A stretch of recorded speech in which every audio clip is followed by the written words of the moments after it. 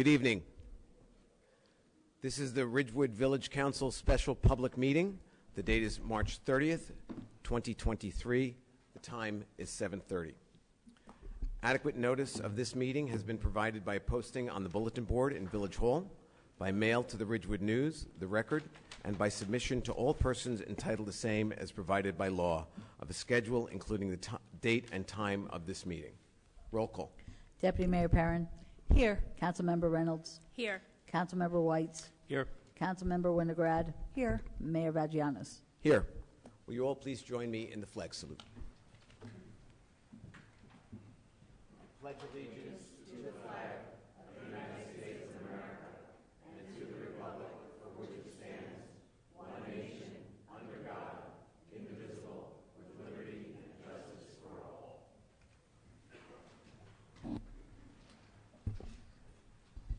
Let's all take a moment and recognize the loss of one of our own. Damian Hamlin yesterday lost his life. Moment of silence, please.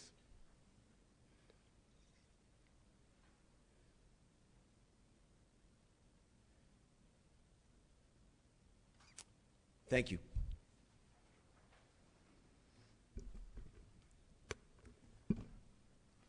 And now we'll take comments from the public. I ask, as I always do, that you come, you bring your passion, and you bring your respect. Thank you.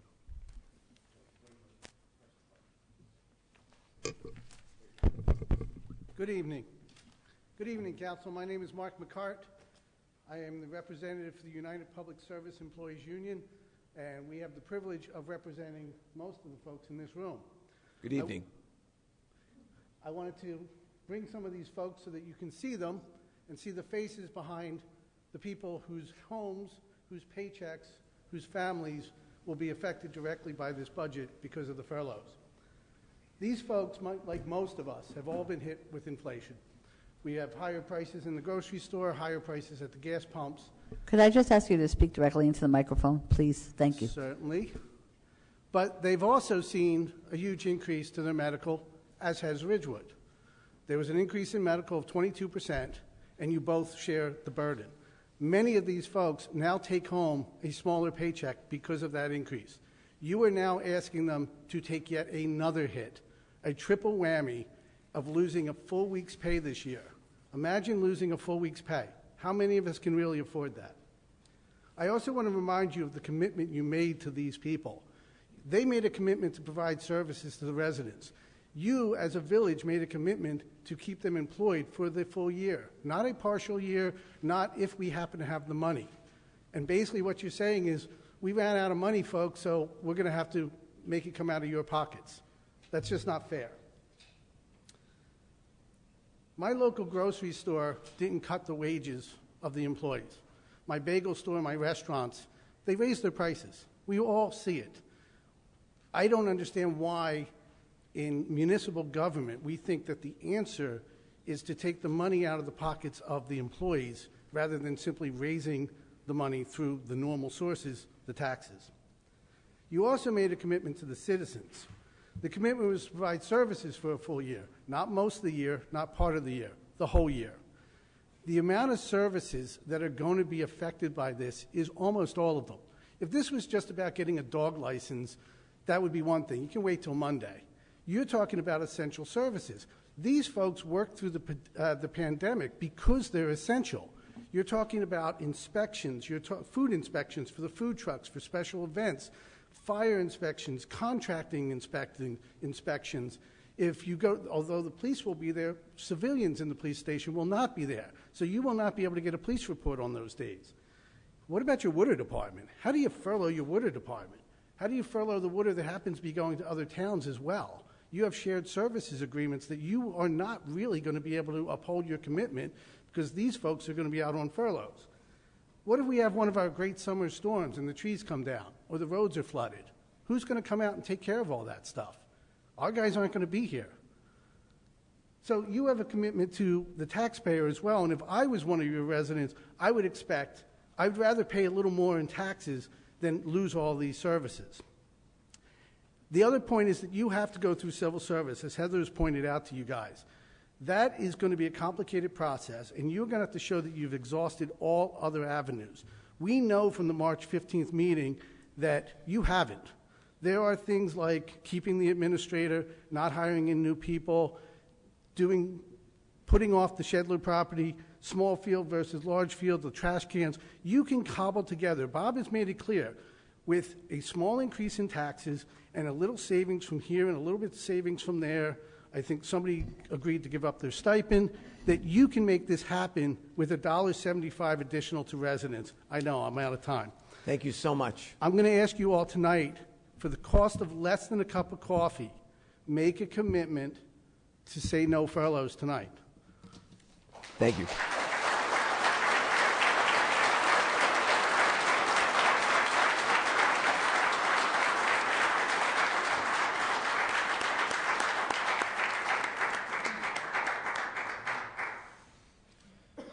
Good evening. I'm Neil Gallone. I'm the GIS manager of Ridgewood Water. I am a fourth-generation Ridgewood Water employee of 23 years. Neil, your address, please. 111 North Maple Ave. Thank you very much. My family has contributed 123 years of experience to this village. My family, along with all these employees here tonight, made Ridgewood what you see here today.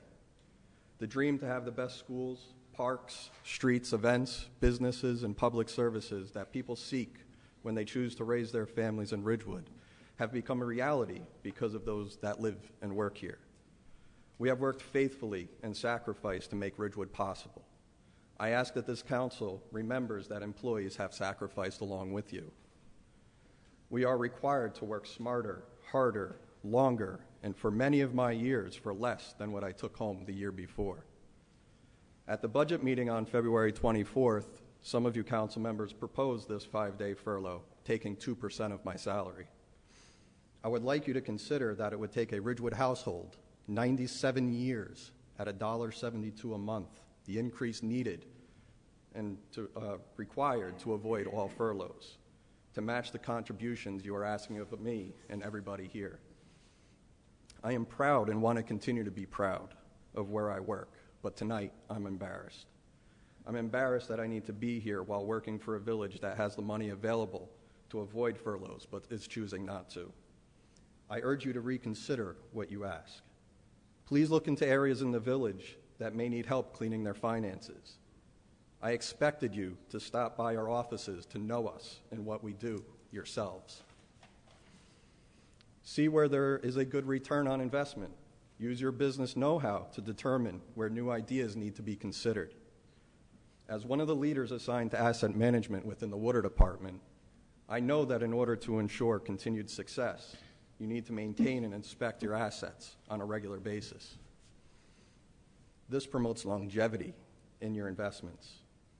For example, if a water department does not inspect and maintain a fire hydrant, that fire hydrant has a much higher chance of not working properly or at all when an emergency occurs. Asset management considers personnel to be a critical asset, without which it cannot function. As critical assets, we need the same care as anything else vital to the public good. We need assurances and support of our livelihoods from this council to preserve the Ridgewood that we have had the privilege of enjoying today. We don't neglect your hydrants, so please don't neglect us and shortchange the residents of their services. Thank you.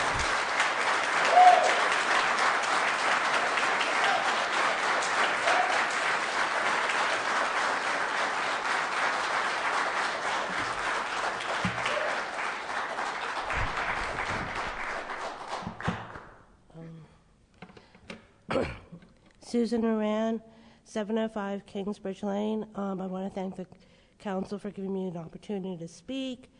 I support the small grass field, playground and walking path at the Schindler property. I also have a few points to discuss.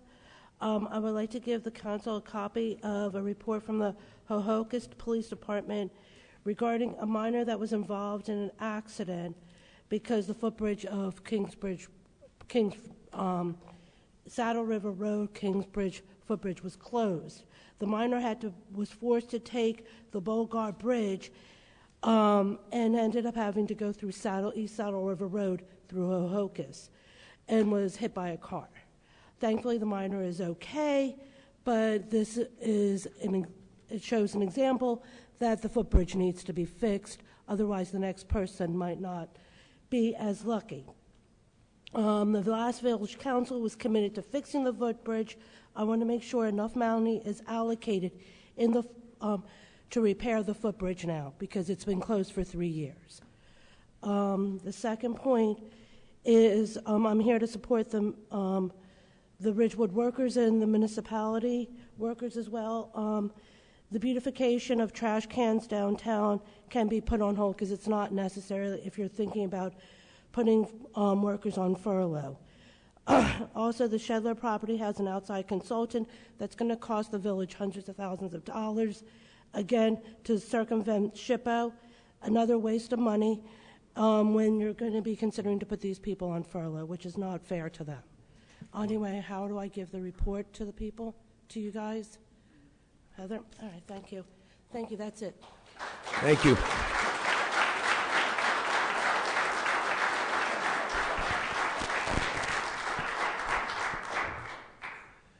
Good evening. David Refkin, 401 Westina Terrace, and Chair of Green Ridgewood. Green Ridgewood serves as an advisory committee for the Village Council. This year, we are focused on implementing the recommendations of the new master plan, also the theme of this year's Earth Day Fair and Daffodil Festival on April 23rd. To accomplish this task, Green Ridgewood has established subcommittees on green building and sustainability, resource management, resilience, flooding, and stormwater, and enhancing our sustainable New Jersey status and acquiring grants. The Village's master plan was approved by Village Council last October.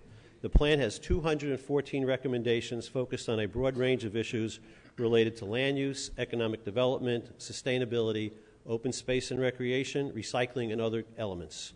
Green Ridgewood is concerned that funding for key issues addressed in the master plan will be cut or removed from this year's budget, specifically money for drainage, improving stormwater management, dollars for removing trees damaged by emerald ash borer, and planting new trees appear to be at risk.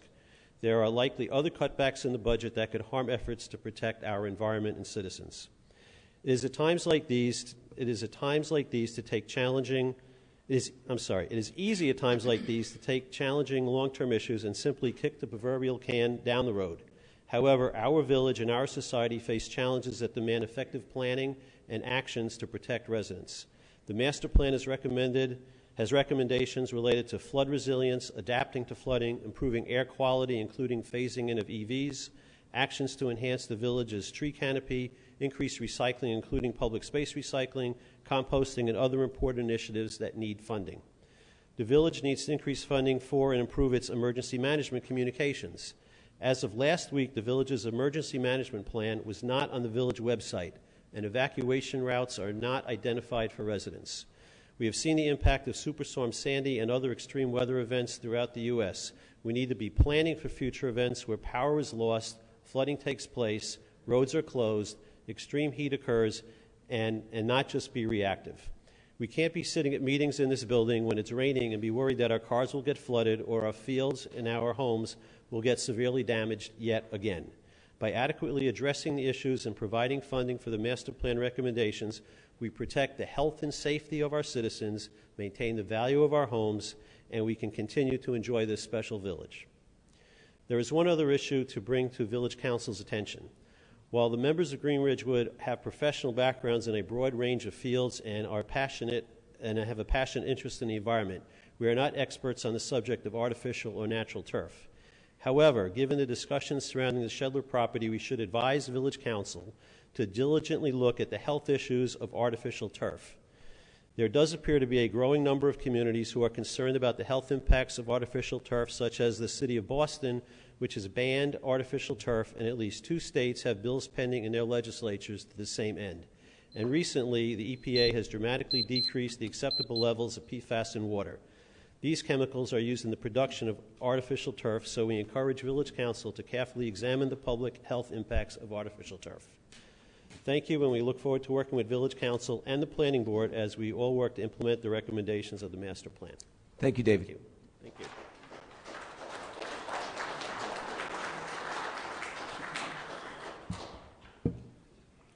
Rorick Holiday, 1 Franklin Avenue. 5 points. At some point soon, I think you should ask Bob Rooney to present the budget to the public in a public forum, some kind of a town hall meeting. We are entitled to understand where our money is going and why. The budget also should be recast on an accrual basis, which is the form most financial analysts are used to. And speaking of financial analysts, I really think you should reform the Financial Advisory Committee. We need it in these times. Also, the Village Council should use these financially challenging times we are going through to undertake a thorough study on services sharing or sharing services. And I mean that in a meaningful way. I would sit down with our friends in Glenrock and Hohokus and take a fresh look and a thorough look at everything. Lastly, the mayor should look the residents in the eye and forthrightly discuss the challenges, financial challenges we face and how we got to where we are. I mean, you've only been in office 3 months. It isn't like you're responsible for the mess we're in. This is where the chickens are coming home to roost, if you will. And I think the mayor should look the residents in the eye and really be very, very forthright in telling us exactly where we are and why we are. Thank you. Thank you.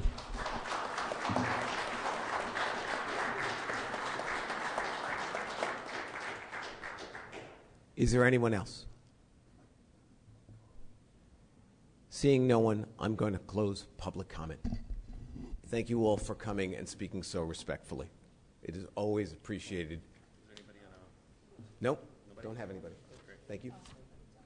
Nope. So, we're going to begin our budget discussions right now. And I am so glad that you're all here. I want you to know, since our last meeting, several of you were here, and I came over and I said that we were going to work very hard to see if there's another way to do this so that we could avoid furloughs. Nobody wants to furlough. Nobody. And I'm kind of happy that Pam Parent and I sat with Heather and Bob and came up with a plan that we think will avoid furloughs entirely. So let's all sit back.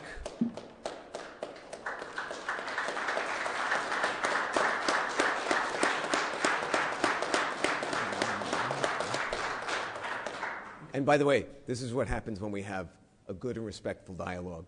We can sit, we can work it out, we can figure out the best way forward if there is one. So I'm going to ask Bob Rooney to come with up that, at this if we can time. have Bob Rooney come up.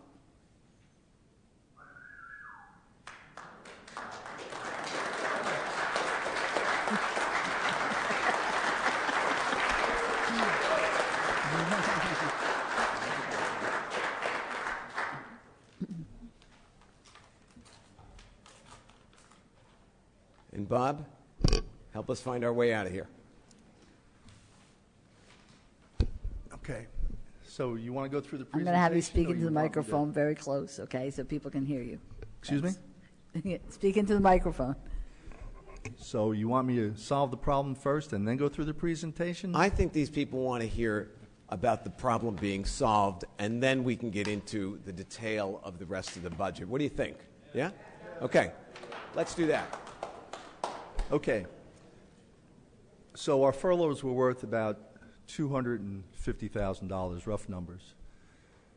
And after consultation with several colleagues and our auditor, we were able to move some of the engineering salaries and wages to capital projects because under state statute, anyone that works on the project is entitled to be charged to the project. So with that being said, we reinstated the $250,000 that we needed from furloughs and no furloughs.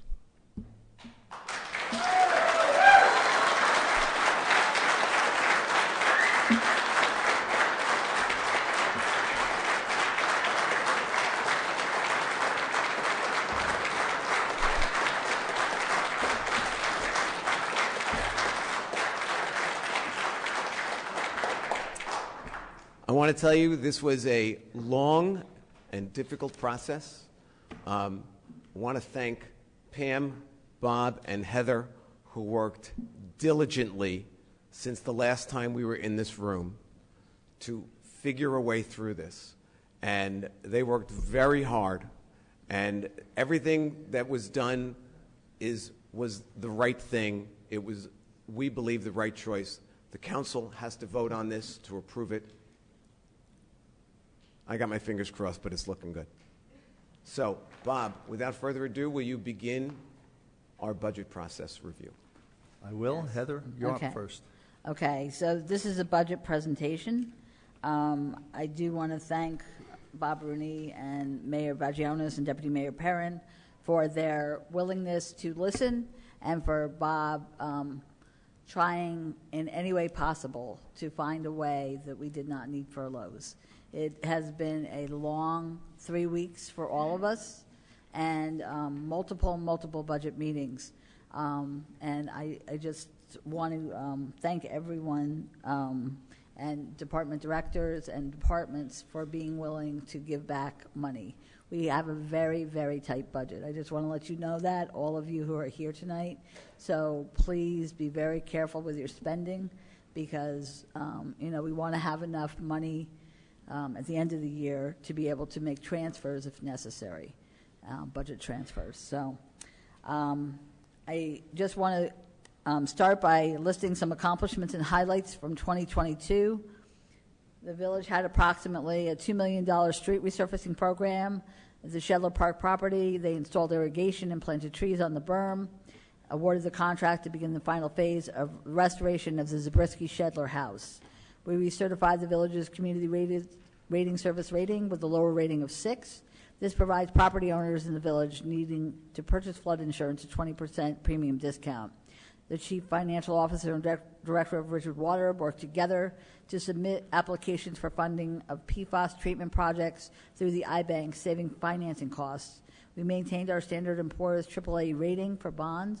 Village had a 99.6 tax collection rate. The final design of the PFAS treatment for the reactivation of the Ravine well and the new Mar well was completed. We completed the new Ridgewood Water headquarters next to the Ridgewood Library and moved staff into the building by October. The new location allows for daily collaboration between all divisions of Ridgewood Water, creating workplace efficiency. We conducted a structural inspection and assessment of the Kingsbridge Lane pedestrian bridge and awarded the contract for engineering services to provide a plan for bidding out the rehabilitation of the bridge. We obtained regulatory approval from NJDEP for the desilting and desnagging of the Hohokus Brook and Saddle River. We implemented the new tree ordinance for the removal and replacement of trees on private properties. All leaves were picked up with in-house staff, with a cost savings of approximately $25,000 compared to the price charged by an outside contractor. That was a huge undertaking and a very successful outcome. We conducted 2 annual joint disaster exercises with the Ridgewood Manor and Family of Caring nursing homes with our Office of Emergency Management. We upgraded security measures for all village offices and buildings, hired 2 new police officers and 2 new firefighters. The police department established a drone unit and began using them at events with trained personnel, held the 9th annual Michael J. Feeney Jr. Police Academy for area students. We successfully transitioned all weekday and Saturday daytime calls for both ambulances from EMS to the fire department. This allows better use of personnel who are already being paid and has eliminated the need for paid daytime EMTs. We held COVID vaccine and booster clinics in Village Hall, serving Ridgewood residents close to home. Approximately 98% of those eligible have been vaccinated. We hired a social worker through a grant, which has been helpful in assisting residents in need. The health department applied for and received new grants to hire a part-time and a full-time vulnerable population outreach coordinator. Office of Emergency Management collaborated with Age Friendly Ridgewood to update and publish a revised emergency preparedness guidebook for residents. This has not been updated since 2013. As of the end of December, 612 OPA requests were received and processed by the village clerk's office.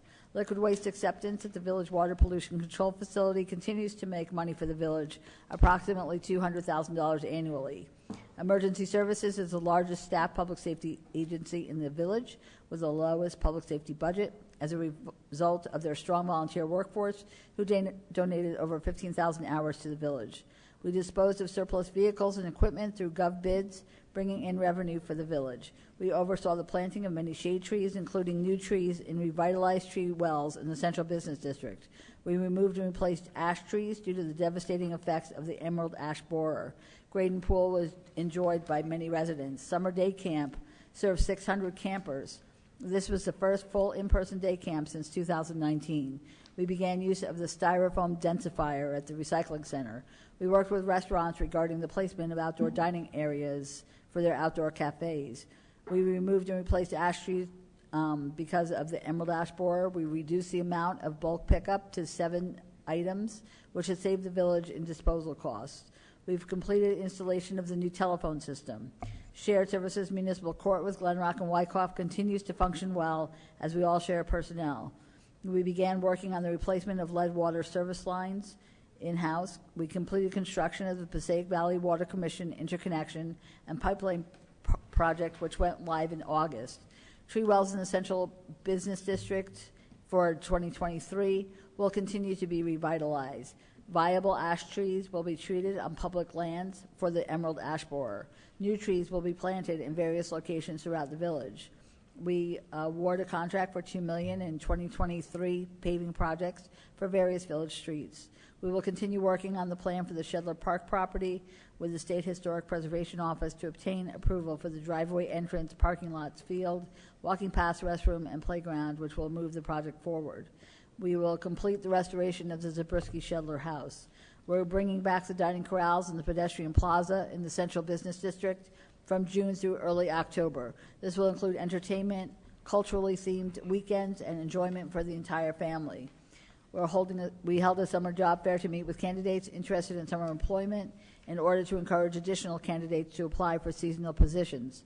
Ridgewood Water will continue to build PFAS treatment facilities in various locations throughout the utility. We'll replace public safety vehicles and equipment, as well as vehicles and equipment for other departments. We're going to design and implement a facility scheduling process through a computer software program to view all reservations, practices, and games on one master calendar. It will also allow for scheduling events in various village buildings. We are going to enter into shared services agreements with other municipalities for use of our styrofoam densifier. We are going to reconfigure parking zones in the Central Business District so that those parking vehicles can use multiple nearby kiosks to pay for parking. The Water Smart Portal is being expanded so that customers have access to many aspects of their account, including water usage, payment of bills, and other important information about Ridgewood Water. And we are encouraging other public water utilities to join with Ridgewood Water in coordinating efforts for recovery of PFAS expenses.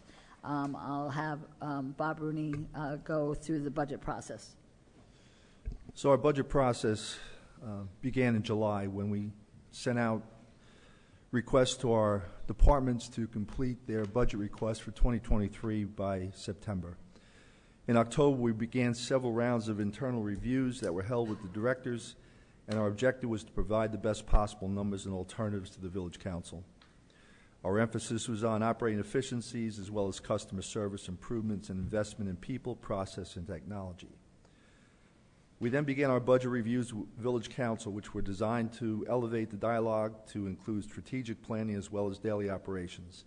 Cost containment was critical. Operating expenses as well as capital budgets were discussed with the village, Ridgewood Water Utility, Parking Utility, and Library. We held various public budget meetings with Village Council where department directors were making presentations on their 2023 requests. Village Council members had the opportunity to ask questions and to dig deeper into the whys and why nots. Our final session proposed the water, parking, and capital budgets in addition to the general water and parking operating budgets. We presented various scenarios to the Village Council. We had no new hires in 2023, of which 18 were requested. There were going to be no title changes. We will be using resources to cover payouts such as termination pay and storm trust, significant reduction of overtime, reduction to vehicle maintenance, and a 10% across-the-board reduction to other expenses. 6 days of furloughs for all management, non-union, blue-collar, white-collar, and supervisors, increase in fire fees and permits, and the initiation of a 3% convenience fee on credit card usage. We determined that there were many risks involved in our presentations. Controlling costs obviously was the biggest crisis. Defensive tax appeals, which potentially could affect the bottom line of the operations of the village, police overtime, the stabilization of infrastructure, the use of one-time revenues. Water could be impacted by weather conditions, stabilizing infrastructure, compliance with new EPA water utility regulations, water quality regulations, and PFAS debt. And parking is still trying to recover from the COVID impact on their revenues. This budget that we're presenting has contractual obligations which total approximately $25 million in salaries, $6.1 million in pension costs, $8 million in health insurance, and approximately $500,000 in terminal leave. Our total obligations are about 67.8% of our total operating budget. We have unfunded liabilities as of the end of the year, approximately $9.3 million, which represents vacation and sick pay for accrued liabilities. We paid out $523,000 in '22 on retirements. We estimate that to be $400,000 in 2023, and we have approximately $1 million in our trust fund to account for future payments. So this budget summary contains $57.6 million in operating funds, $7.6 million in general capital. It will require a $244 annual municipal tax increase on an average assessed home valued at $707,500. Our current debt is $69 million as of the end of the year compared to $63.8 last year. The proposed budget for revenues and expenses are up approximately $2.2 million from the prior year.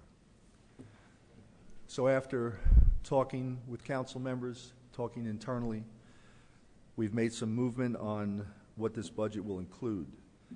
So this budget will include one new additional police officer for a total of 3 to be hired, 2 on board and 1 more to be hired in '23. Hiring a records clerk in the police department, allocating the engineering costs, which I spoke about previously, to capital projects, and no furloughs or layoffs.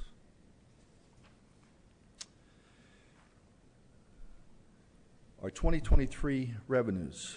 For 2022, our miscellaneous revenues exceeded our anticipated by $1 million.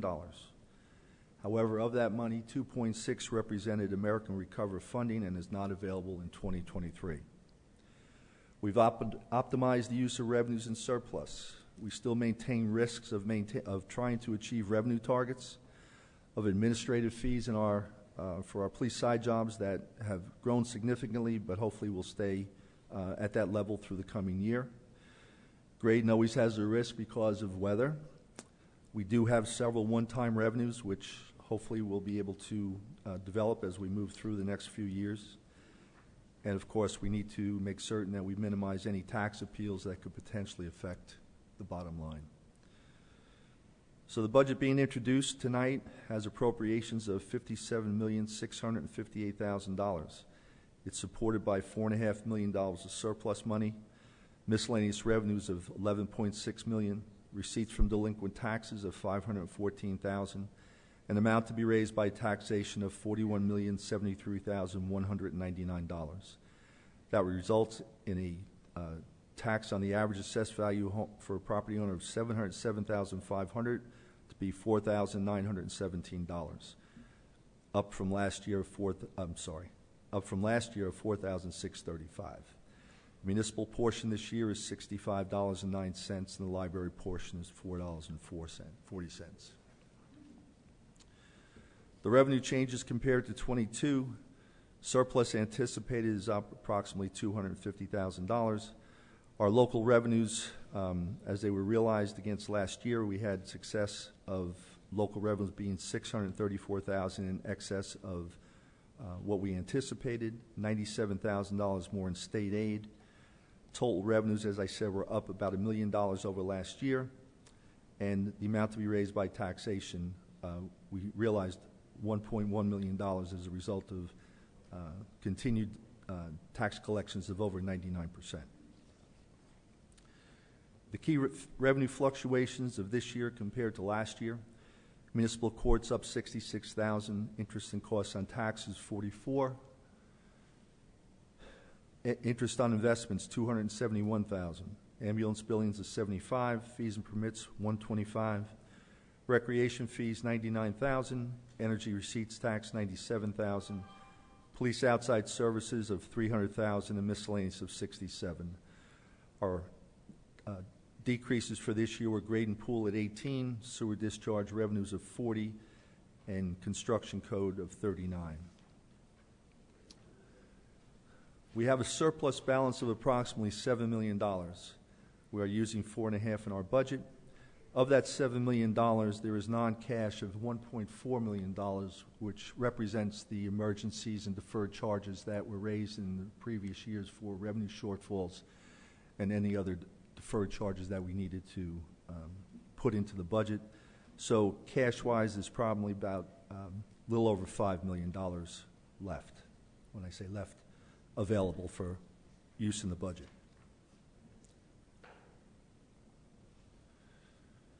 The current fund appropriations within the caps, $46,450,000, operations $4 million, capital improvement fund $425,000, debt service $5 million, deferred charges $387,000, reserve for uncollected taxes $1.2 million. This slide shows the differences in last year to this year. Salaries and wages are up about $1 million. Other expenses $600,000.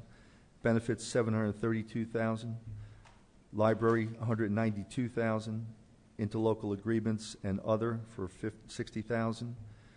Grants are flat. Capital improvements flat. Debt service is down about $472,000. The reserve for uncollected taxes is the same for an overall increase of $2.2 million. The gross debt of the general capital fund is $68,954,470, made up of serial bonds of $25 million, bond anticipation notes of $20 million, NJIT loans of $300,000, and authorized and unissued appropriations for $23 million. This year, in the capital budget that you'll be asked to vote on tonight, there's $200 million for street paving, which has been approved already. That would be $2 million. $2 million. Did I say $200 million? You did. I just want to see if everybody's awake. That's all. Just checking. $2 million for street paving, purchase of vehicles $1.4 million, buildings $172,000, infrastructure $1 million, equipment $3.1 million for public safety, MIS, and water pollution control, and other for $43,000. Water utility operating. Surplus anticipated is about $200,000 greater than last year. Water rents $1.8 million. Facility charges for PFAS is down about $316,000. The total overall budget is up $1.6 million. Salaries and wages are up $284,000. Operating is up $284,000. Other expenses, $1 million. Capital improvement, about $140,000. And the surplus over to the general budget is about $81,000 greater than last year. Proposed water capital that you're going to be asked to vote on tonight, $312,000 for storage tanks, $8.2 million for distribution system improvements, $338,000 for equipment and vehicles, and $156,000 for facility improvements. Our water capital fund carries $59 million of debt at the end of the year, 26 in serial bonds, $7.2 million in bond anticipation notes, and $25 million in authorized but not issued.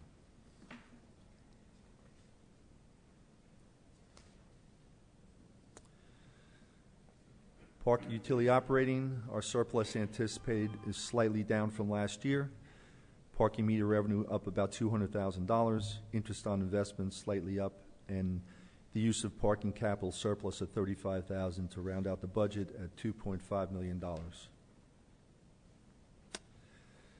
The Operating appropriations for parking utility, $641,000 for salaries and wages, $881 for other expenses, debt service $765. Still paying off the deferred charge on the COVID emergency of $142,000, and statutory expenditures roughly $110,000 for a total of $2.5 million. The salaries and wages are up $28,000, primarily for part-time PEO, and other expenses up $82,000, and debt service is up $82,000. And the parking utility capital budget, we are asking $59,000 for equipment. And the parking capital debt is currently $14 million, $11 million of serial bonds, $440,000 of notes, $2.8 million of bonds authorized but not issued. And just to conclude, I do want to thank all the department heads for working very diligently through this process. They've given up a lot. They know things are going to be tight, and I'm sure they'll come through as they always do. In addition, my finance staff, of course, is always there for us. And this year, Olivia stepped to the plate, did a great job. Thank you.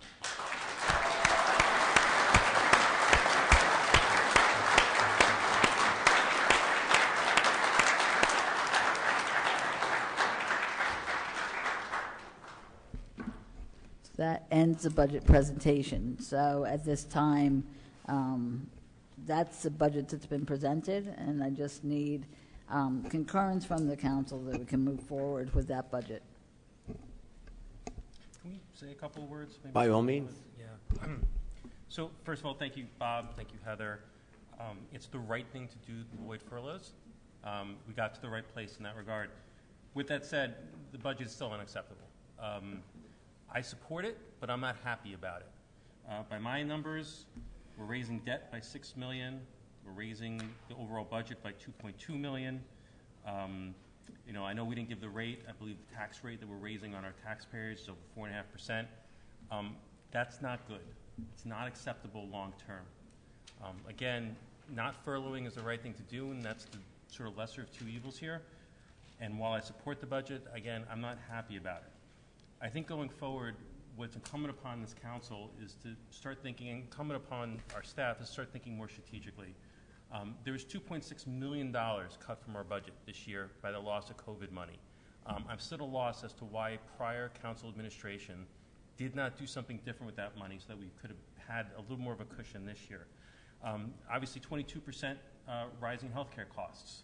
I don't think anybody could have really seen that coming, but we knew something was coming. And again, I think we should have been more strategic in thinking about what we were going to do when that was going to come down the pike.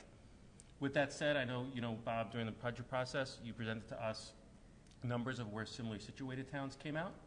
I think Ramsey almost doubles what we're proposing here in terms of a tax increase. So, there's some good news here. And again, I think there's some credit given and should be received by the fact that we were able to avoid some of the massive tax increases we're seeing in other similarly situated places. But I think going forward, it's really critical that we start thinking now about ways that we're not having the same conversation next year. I don't want to be talking about furloughs next year. I don't want to be talking about 4 to 5% tax increases next year. The fact that we couldn't fund things like the sidewalks on Glen, some of the green projects that we all know are priorities, I don't want to be having that conversation next year because we need to start thinking smarter and more strategic about what how our budget priorities are shaped a year in advance. So I'm looking forward to the next year of working to make sure that this is a better conversation next year. I apologize to the taxpayers who are going to have to pay a lot of money to continue to live in Ridgewood.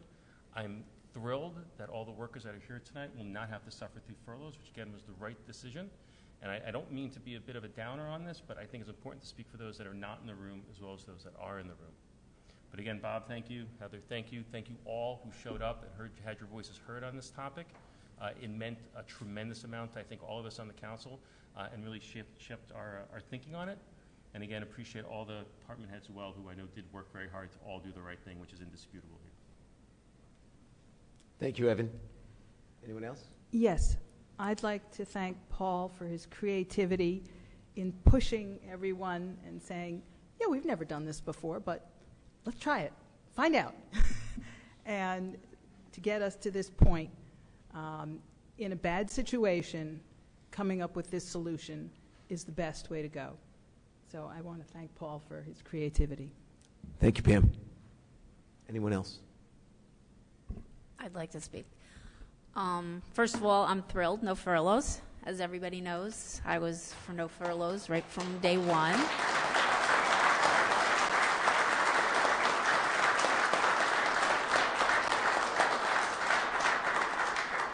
But I will say that I'm shocked that I was not involved in this process. I have no idea if Evan knew or Siobhan knew. Obviously, Pam and Paul met. This is one time I will agree with Rorick Allaby. The public has a right to know. This should have been done in the public. We should have heard the choices we had, made decisions, done research, whatever. This should not have been everybody left last time thinking there were 5 days of furloughs, and here we are a week later, and everybody's been probably having sleepless nights, worrying about how they're going to pay for things, and I don't know when it was decided that there would be no furloughs.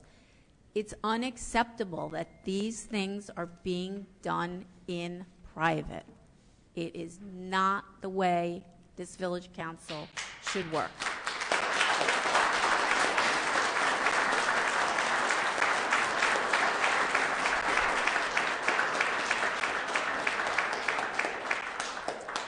That being said, although I am thrilled, no furloughs, we can do a lot better. This council has their priorities upside down. Safety needs to come first.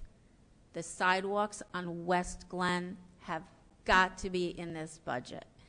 We have got to have more police officers.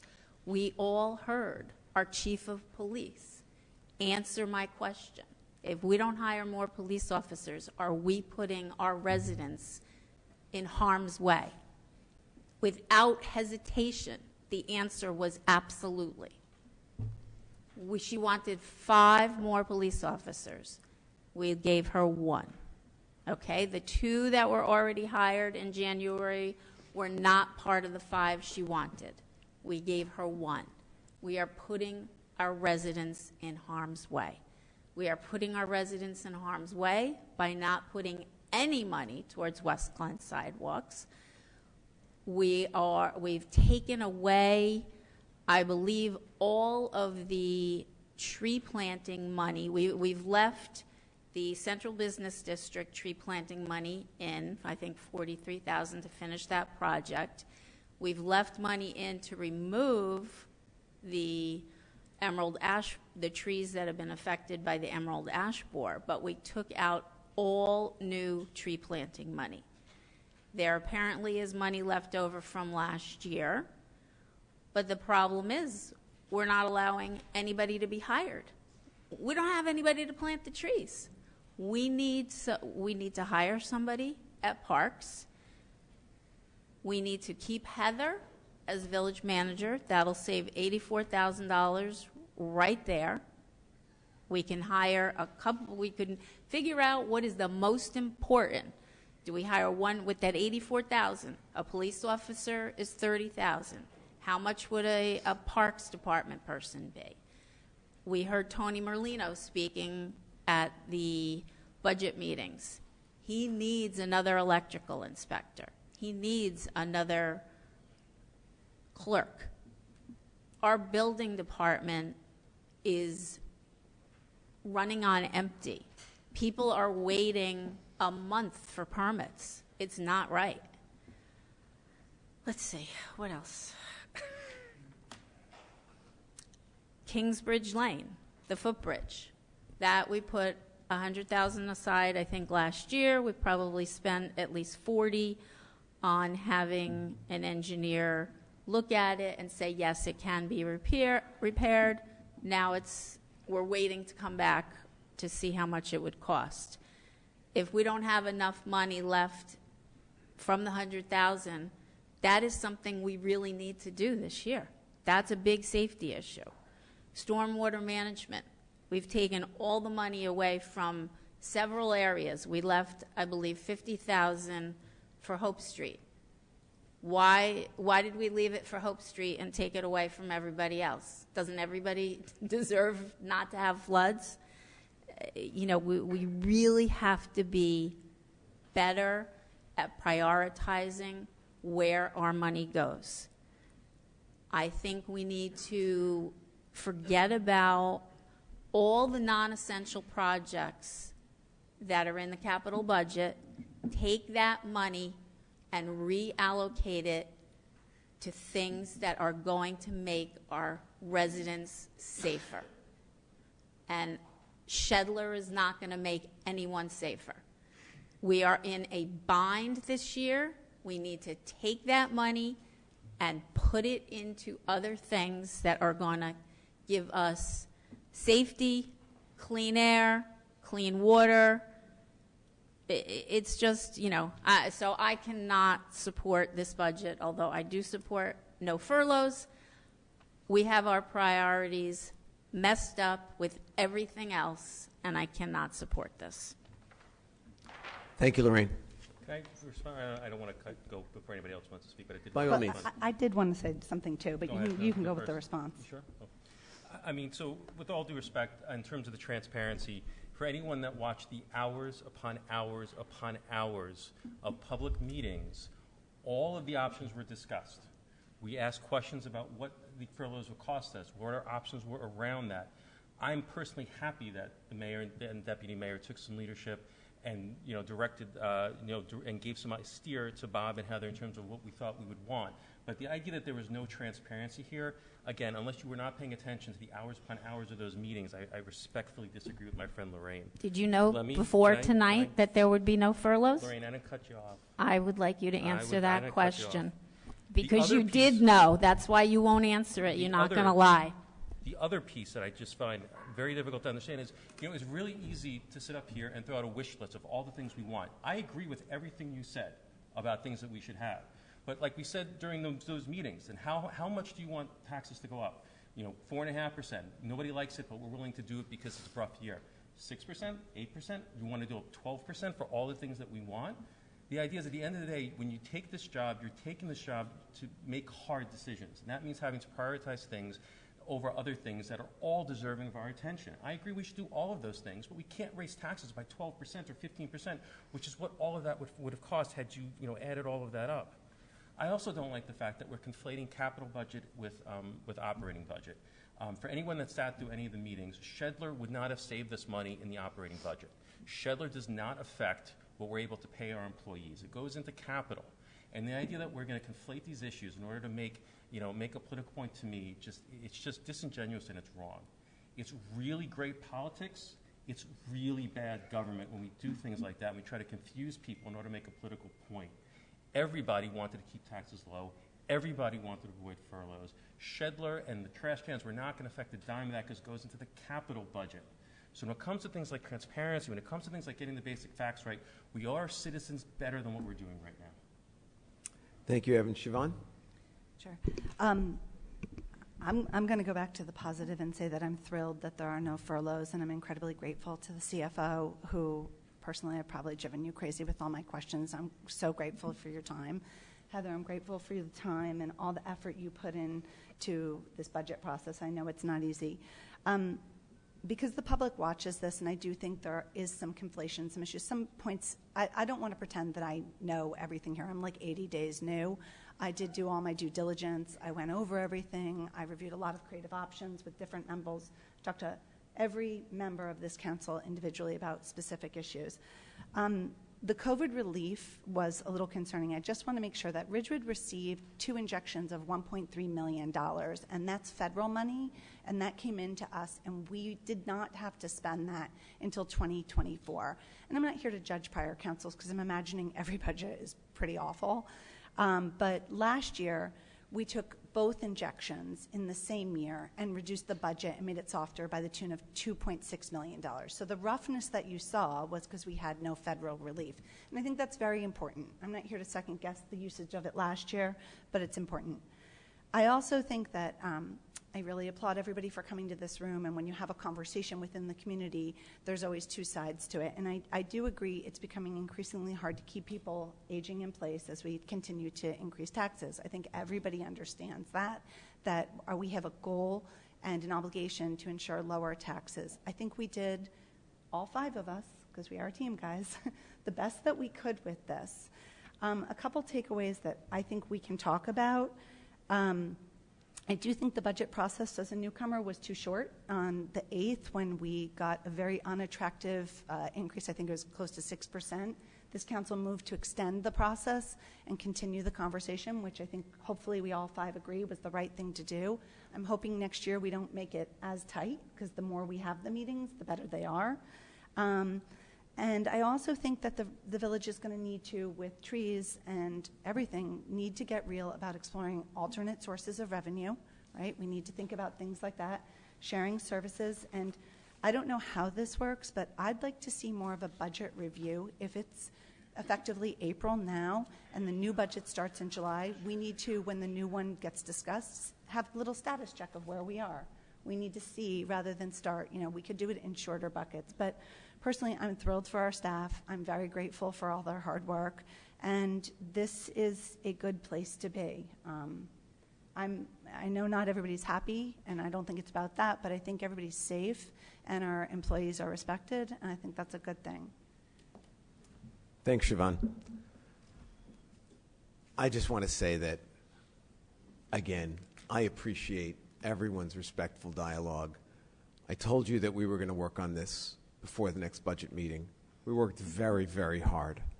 And I think we came up with the right solution. It's not the solution we want, as Evan said. Taxes are too high. They're always going to be too high. There are always going to be things, as Lorraine said, that we want and need. We just can't buy everything. We can't. And governing is about choosing. It's about deciding. And they're all difficult choices. I wish we could get all the things that we want and need. I really do. But we can't. But we chose to not furlough our staff because this is a generational business. How many parents have their children working for the village who worked for the village themselves? How many members of the people in this room have siblings or children working for the village of Ridgewood? Your union rep, and forgive me, I forgot your name, Mark, said that we hadn't exhausted all options. And we hadn't. And that's why we kept working and figuring it out and not agreeing and figuring it out some more, because we hadn't exhausted all options and we found some more. Neil mentioned that you have sacrificed much for this village. You have all sacrificed much. I've been living in this village for almost 30 years, and when I see the plow trucks or the leaf trucks coming by in whatever weather it is, when we're sitting in our homes, we know what you sacrifice. And that's why we made this choice. We know it's the right choice. It wasn't an easy choice, and there were lots of other difficult choices that we had to make. But we're very happy with the result that there were no furloughs. And I want to commend the department heads who worked very hard. I want to commend all of you who, as Heather said, it's going to be a really tight budget year. We're going to need you all to pitch in. Do the best you can. Get everything done. Make sure that the residents who are paying more than they should have to pay. Ridgewood is the 15th highest taxed municipality in the state of New Jersey of over 500 municipalities. As Siobhan said, we want to keep seniors in their homes. We want them to age in place. We don't want them to have to move. So that's why we make these tough choices. And I can't tell you how much I appreciate, I say it every week, when you come to us with a dialogue, when you speak to us instead of yell at us, we'll figure out a good way. So thank you very much. I want to respond to Evan. I'm not conflating the operating budget with the capital budget. I know the difference. We can reallocate money that is in our capital budget to issues that are better prioritized. We can take capital money from Shedler and allocate it to West Glen sidewalks, to the footbridge, to planting more trees. And on the operating side, if we kept Heather for this year alone, we would save $84,000. We could hire 2 to 3 staff members with that money. Next year, that operating budget for a village manager will probably be about $225,000 plus benefits. That is a huge amount of money. We really need to rethink our priorities. You're saying 8, 9, 10,000, 10% raise. That's crazy. I would never want that.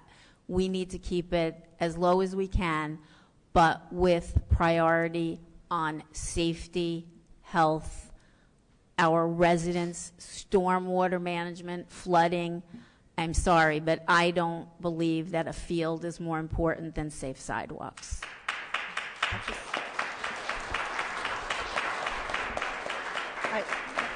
Paul, I'd like to respond, and Bob, Sure. I'm hoping you can back me up. I'm new, so maybe I have this wrong, but capital projects are bonded, and bonded notes have express purposes.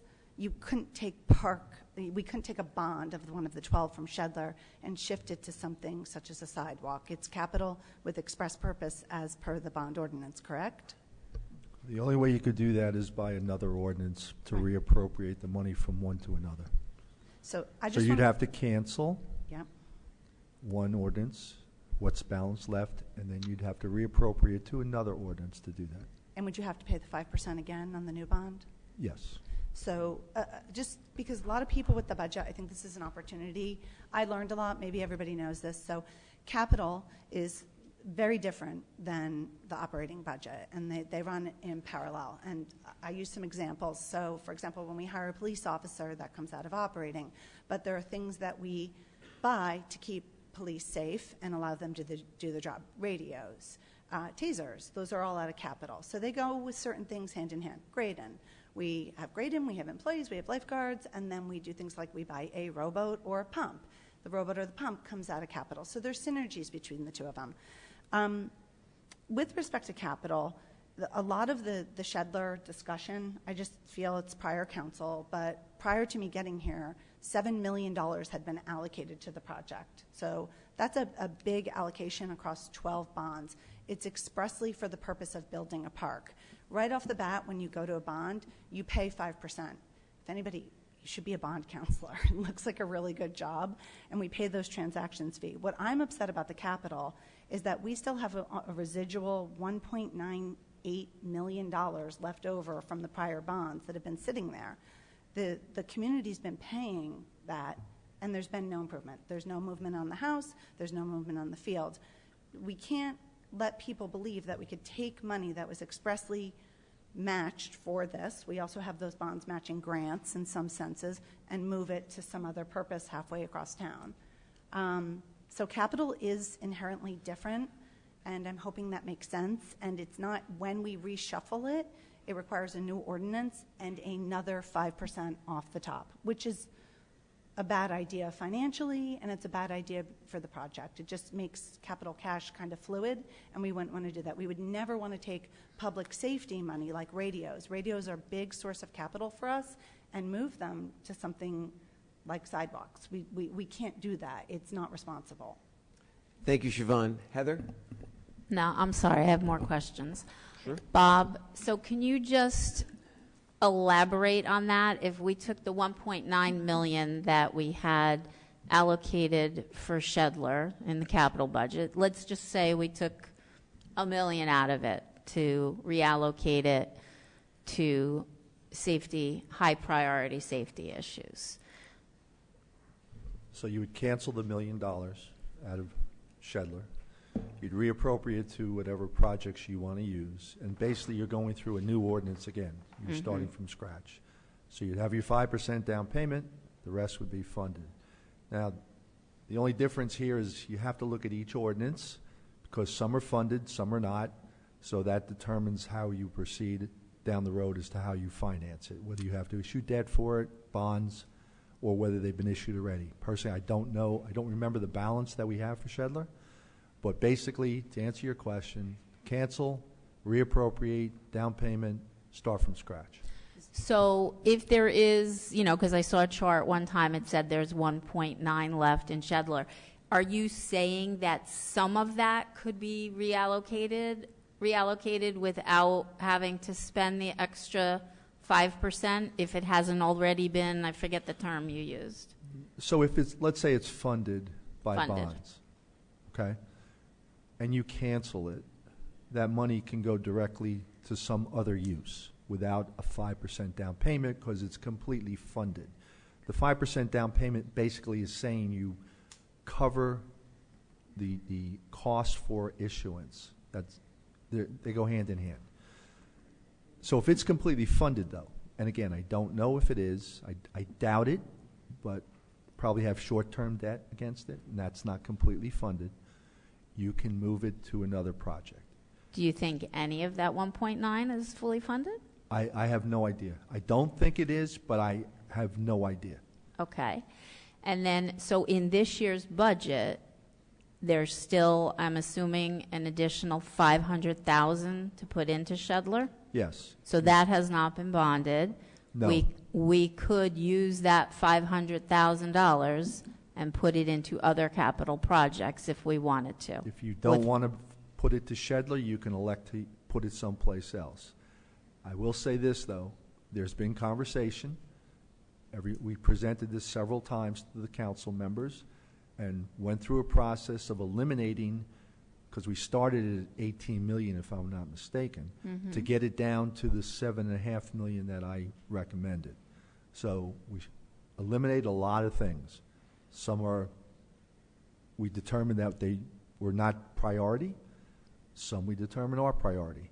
So it's not that there wasn't discussion about this. There many times we talked about it. I would have liked to have been involved in more discussion, especially nothing being behind the scenes. But that $500,000 should not be going to Shedler. It should be going to safety issues. And once again, if we kept Heather, that's saving us $84,000 for this year. I believe we could hire, a police officer's $30,000. I don't know how much the Parks Department person would be. Do you have any idea? And I don't know which is more important. Do we hire another electrical inspector?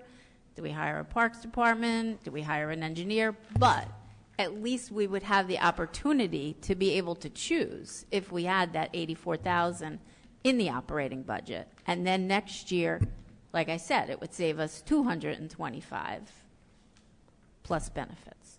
So as I said at the beginning, I believe this council has their priorities upside down. The only thing they got right were the no furloughs. And I honestly think that the only reason that happened is because you guys showed up, and I really appreciate you showing up.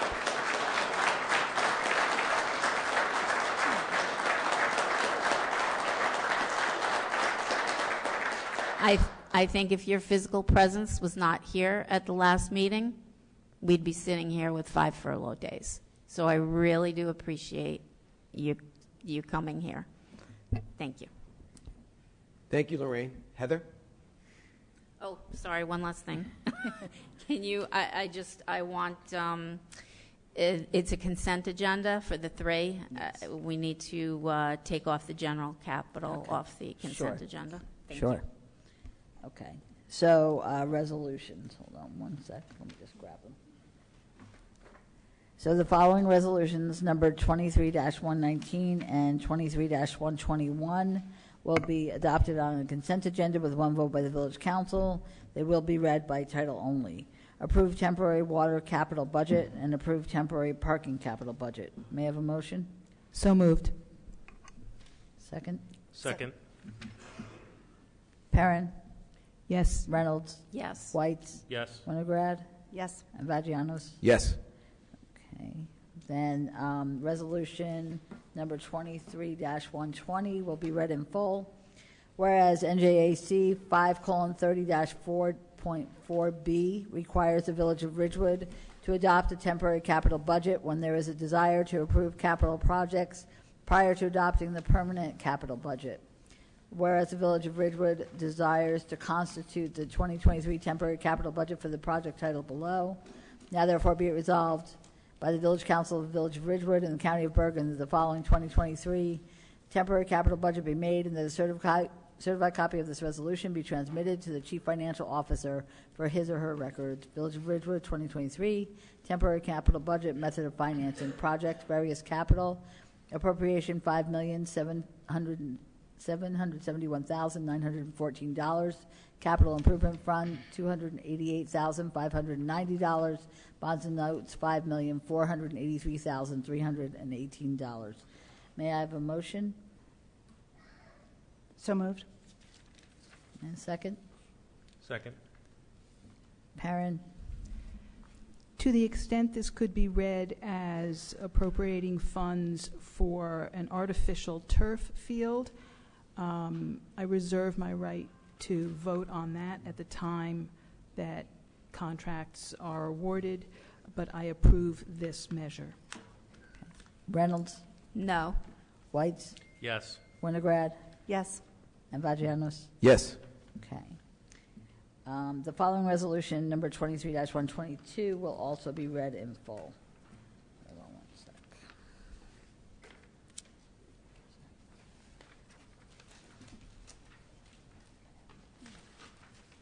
One second. I'm just going to find it. 3950. I got it. Municipal budget, notice of the Village of Ridgewood, County of Bergen for calendar year 2023. Be resolved that the following statements of revenues and appropriations shall constitute the municipal budget for the year 2023. And be it further resolved that said budget be published in the Ridgewood News in the issue of April 14th, 2023, with a public hearing to be held on April 27th, 2023. And be it finally resolved that the Village Council of the Village of Ridgewood does hereby approve the following as the budget for the year 2023. General appropriations within the caps, $46,450,762. Appropriations excluded from caps, $9,977,579. Reserved for uncollected taxes, $1,230,000. Total general appropriations, that's total general, reserve for uncollected taxes, right. Total general appropriations, $57,658,341. Less anticipated revenues other than current property tax, $16,585,142. Amounts to be raised by taxes for supported budget, $41,073,199. Public notice, Village of Ridgewood. Notice is hereby given that the budget and tax resolution was approved by the Village Council of the Village of Ridgewood, County of Bergen, on March 30th, 2023. A hearing on the budget and tax resolution will be held at Ridgewood Village Hall, 131 North Maple Avenue, Ridgewood, New Jersey, at a special public meeting to be held on April 27th, 2023, at 7:30 p.m. May I have a motion? So moved. Second. Sorry. Okay. Perrin? Yes, with the same reservation as I had before, to the extent that operating funds might be used for installing an artificial turf field, I reserve my right to vote at that time. Reynolds? No. Whites? Yes. Winograd? Yes. And Vagianos? Yes. Okay. So now we'll move on to the ordinances, the various capital ordinances. So at this point, just so everyone knows, we've adopted the budget to move forward to the public hearing. The public hearing is on April 27th. At that time, there will be an official vote on the budget to adopt it. As long as it's adopted, then as the council indicated, there will be no furloughs. Those other things, though, that were taken out will be taken out, like no new hires, no change in title, things like that. So at this point, we're just moving it forward to that April 27th date, where there'll be a hearing, anyone can speak during that hearing, and then also the final vote. Okay. So, Heather, could I ask a question? Sure. Now that that's done, is the preliminary version going to be posted on the website this week so that people can see the detail? Are we going to do that, how we have the preliminary? I don't know if it'll be this week, because I don't know that it's in the Next format week. that we can do that yet.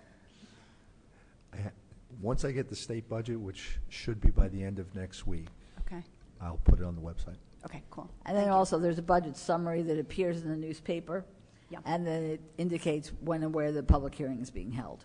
So, And that's the next question, because it goes to transparency. If we put it up on the website, when it's up, can we send an e-blast letting people know that Sure. it's there for review? Because I think that would just make everybody feel like we're promoting what we're doing and we're pleased with it. sure, we can do that. In the meantime, could we post the presentation from tonight?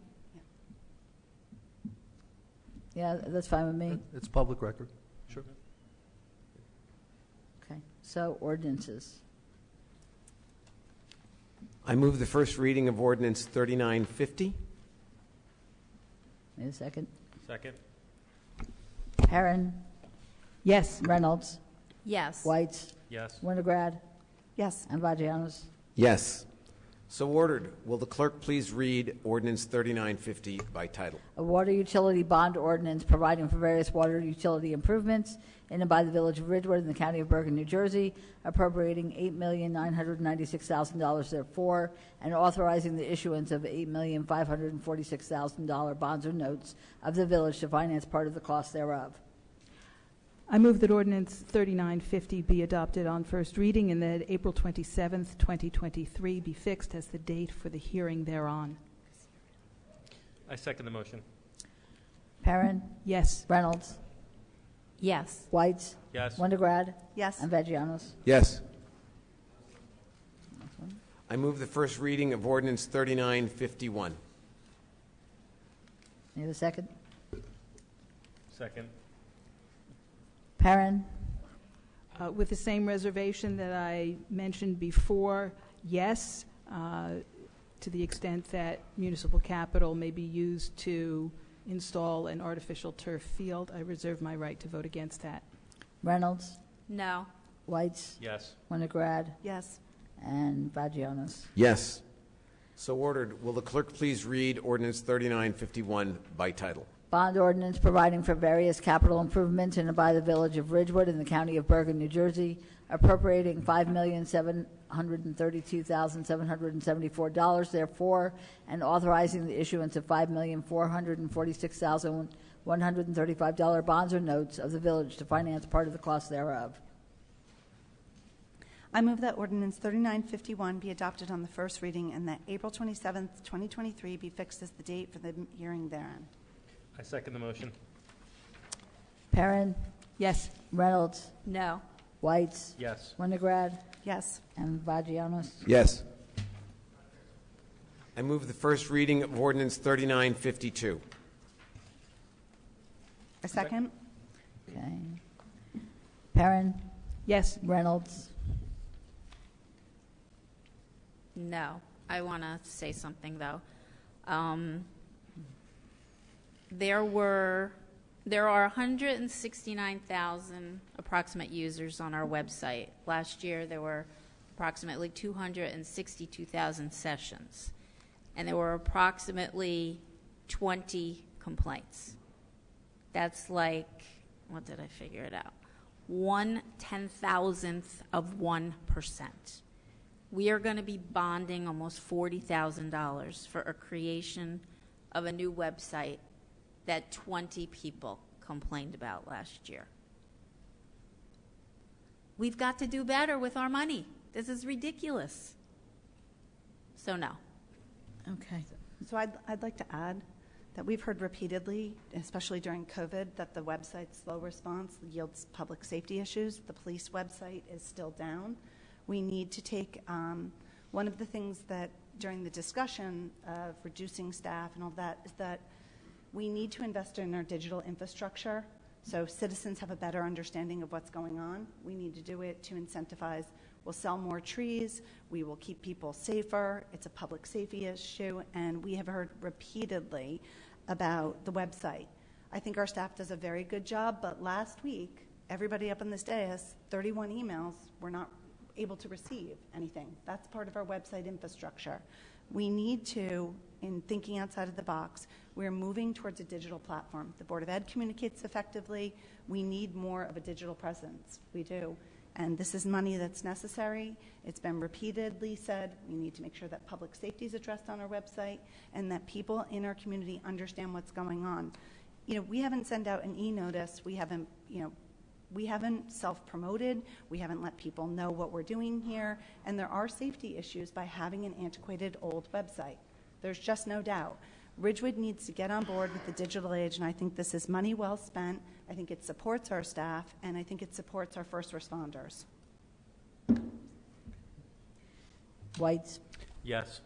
Winograd? Yes. And Vagianos? Yes. I move the ordinance 39. Wait. I don't think I read the title. So ordered. Will the clerk please read ordinance 3952 by title? A bond ordinance providing for the creation of a website in and by the Village of Ridgewood in the County of Bergen, New Jersey, appropriating $39,140 therefor, and authorizing the issuance of $37,183 bonds or notes of the village to finance part of the cost thereof. So now I can go. Yes. I move the ordinance 3952 be adopted on first reading and that April 27, 2023 be fixed as the date for the hearing thereon. I second the motion. Okay. Perrin? Yes. Reynolds? No. Whites? Yes. Winograd? Yes. And Vagianos? Yes. I move the first reading of ordinance 3953. Second. Perrin? Yes. Reynolds? Yes. Whites? Yes. Winograd? Yes. And Vagianos? Yes. So ordered. Will the clerk please read ordinance 3953 by title? Bond ordinance providing for the acquisition of portable radios and a license plate reader for the parking utility in and by the Village of Ridgewood in the County of Bergen, New Jersey, appropriating $60,770 therefor, and authorizing the issuance of $60,770 bonds or notes of the village to finance the cost thereof. I move that ordinance 3953 be adopted on the first reading and that April 27th, 2023 be fixed as the date for the hearing thereon. I second the motion. Perrin? Yes. Reynolds? Yes. Whites? Yes. Winograd? Yes. And Vagianos? Yes. And with that, we will move to public comment to the end of the evening. If you would just step back a little bit so that someone, not in front of anyone. Thank you so much. Thank you, Bob. Thanks, Bob.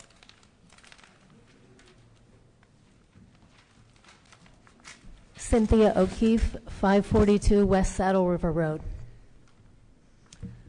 So, obviously you dug deep and worked on the budget, and I think these people here appreciate that.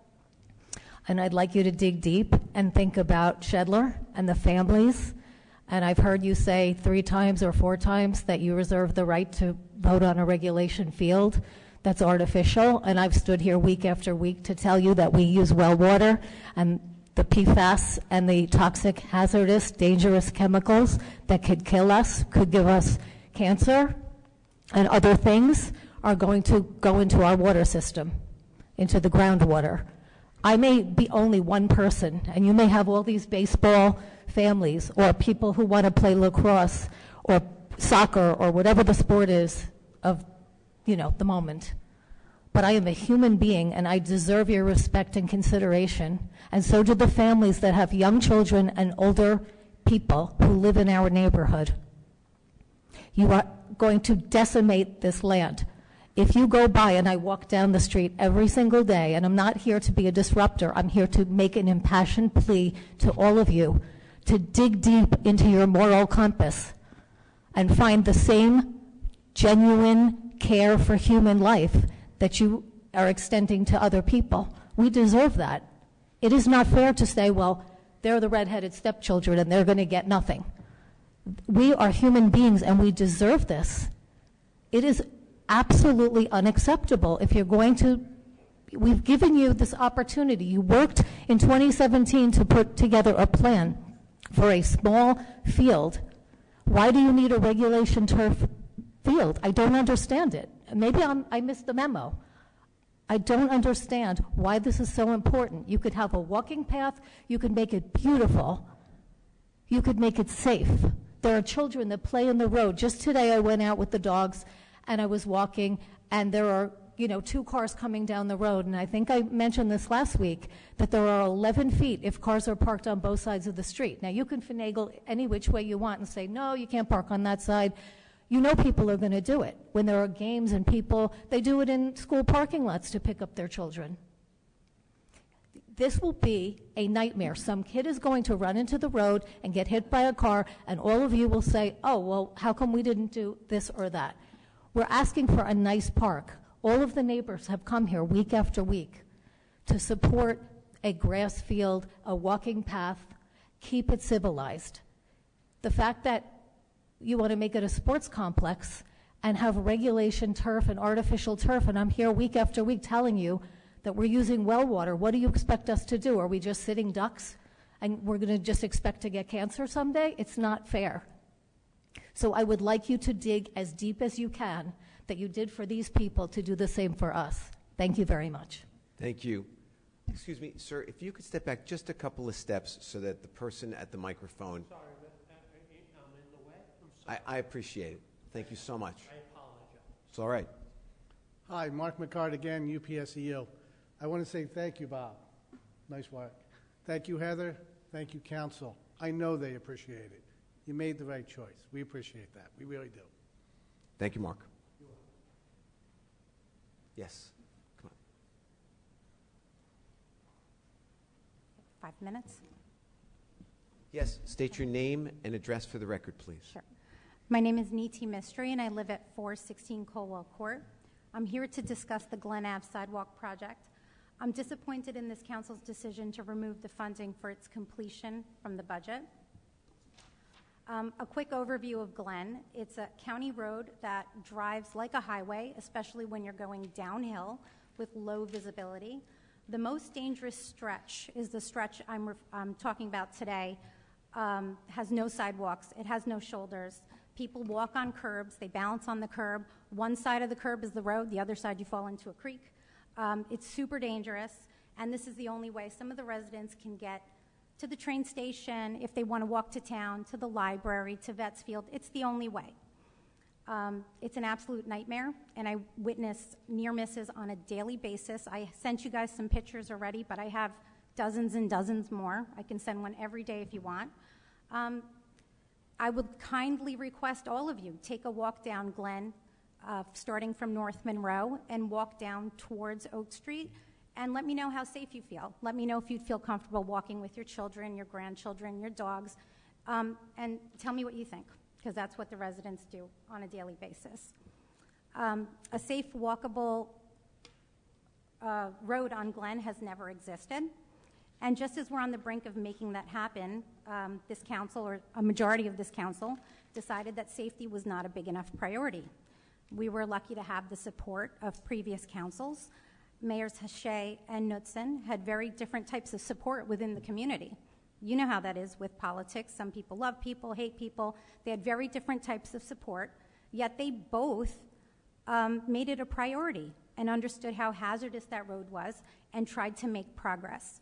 The first portion of Glen Ave towards Oak was achieved under Mayor Hache. He was able to improve and repair existing sidewalks. And the second portion under Mayor Knudsen was even more substantial. She was able to create new sidewalks connecting Alpine Terrace to North Monroe.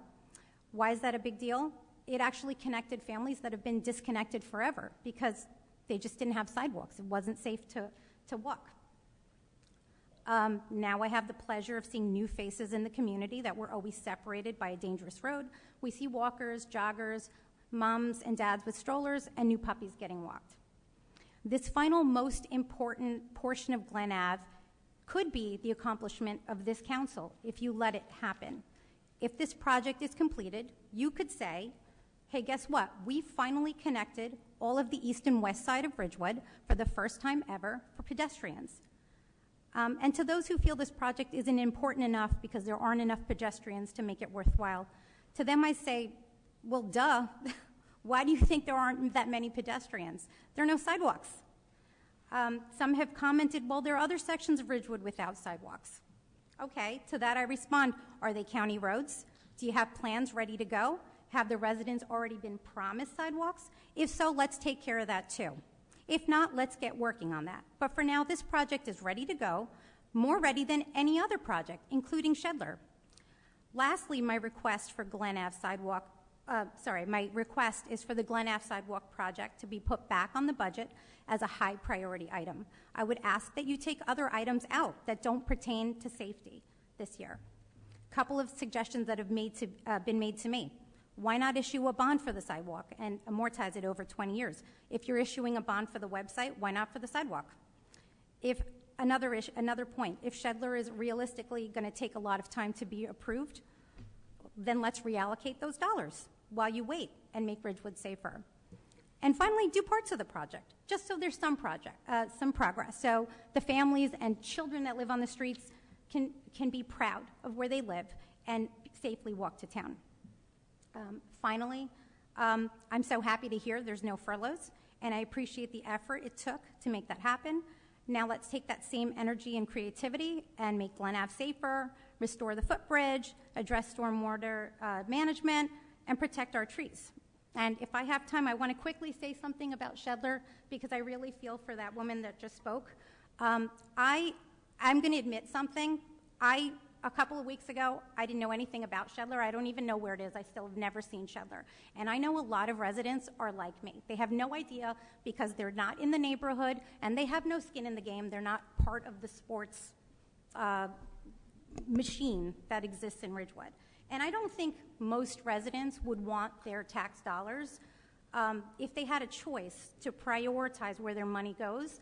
If there was a hierarchy given, I think most people would choose safety over a sports field. That's just my opinion.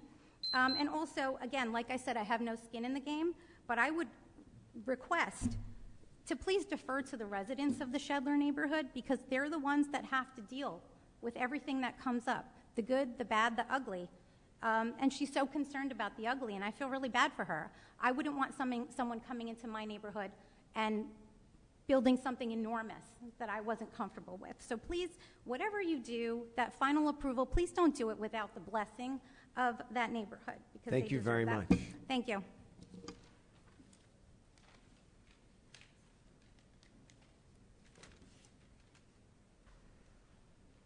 Good evening, Ann Loving, 342 South Irving Street. First of all, I'd like to say that I am absolutely thrilled about the no furloughs. Delighted. That's the best news to come out of this meeting. Thank you. Secondly, I'd like to say something. The mayor always starts public comments by talking about civil discourse, and I completely agree with every single word that he says about that. However, I don't think it's always followed even up on the dais. For example, condescension towards Councilwoman Reynolds, that she doesn't understand the difference between capital and operating budgets is inappropriate, and that's not civil discourse.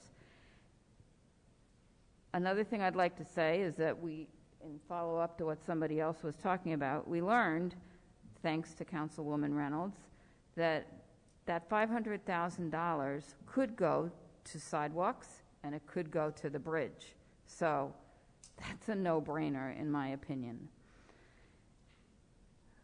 Finally, I'd like to say something about transparency. Councilman White's talked about transparency, the hours and hours of public meetings. I agree. I attended some. I watched them all if I didn't attend them in person. There was tons of transparency with that.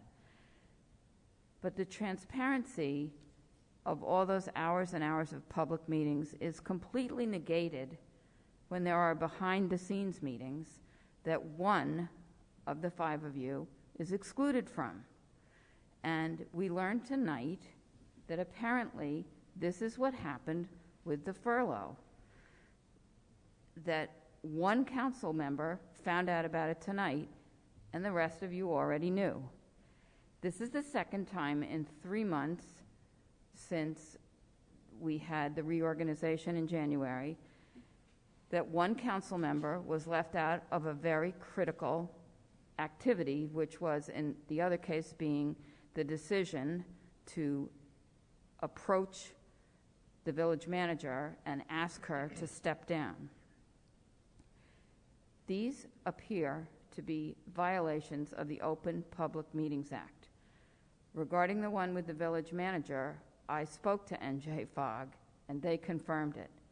And now tonight, it appears that, again, all the transparency with the public meetings on the budget has been negated because there have been behind-the-scenes meetings among some of you, which one of you was excluded from. We're not going to stand for this. Thank you. Thank you, Ann. Anyone else? Seeing no one, I'm going to close public comment, and I will entertain a motion for adjournment. I have a question. Tonight we got the April 3rd agenda. Yes. And I see that there's, under budget discussion, award contract, historic preservation consulting. Is that, I assume, for Peter Primavera? Yes, it's a discussion item. Will he be here? My understanding is yes. Okay. I'm just shocked with all of the information that has come out on him that it's really, I'm embarrassed that we are going to even Lorraine, can we hold that discuss discussion this. for when it's on the agenda? Thank you. Sure. Good. Motion for adjournment, please. I just want to say one thing. So I just want to be clear. I wasn't at the one budget meeting. Knowing I was out of town, the council made the decision. I'm not mad about it. I couldn't be there where the furloughs were discussed. So personally, I spoke with everybody on the council regarding my personal views on this. And anytime I spoke with a actual department head, I reached out to Heather and cleared it with her. When Heather was out of the office, we cleared it with Rich Calby. So I did just, I feel bad when people say that, but I'm hopeful when I'm not at a meeting, I'm allowed to touch base with all of the council, which is what I did. And I exercised my opinion. And every time I spoke with a member of the staff, I did clear it with Heather's office. So again, sorry I wasn't at the meeting. I had a trip set with my daughter. So I just want to we all do talk in some senses. I want to make sure people understand that. And two, if 3 of us met, that would be a violation, but I spoke with everybody, including Lorraine, about issues that were both in capital and on the budget. Siobhan, did you know before the announcement tonight that there were no furloughs? I knew when you asked me what my views were, I said I'm going to share them with people, and I offered my own opinion. I did not know where we were ending up. I knew there was a spectrum of thought on the council. So, when you called me and asked me what my views were, I said I'd rather wait until the discussion was in public and air it there. And Evan, did you know before tonight? So, you know what, I don't normally think I should be answering questions from my fellow council members on the dais.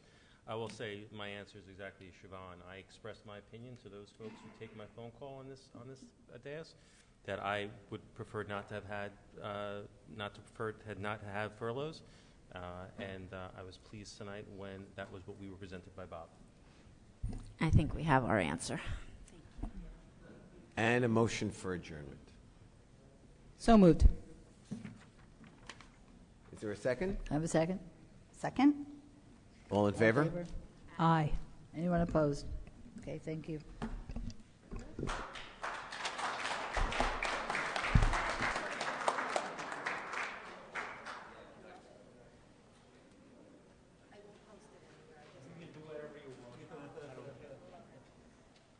I feel bad I stepped back.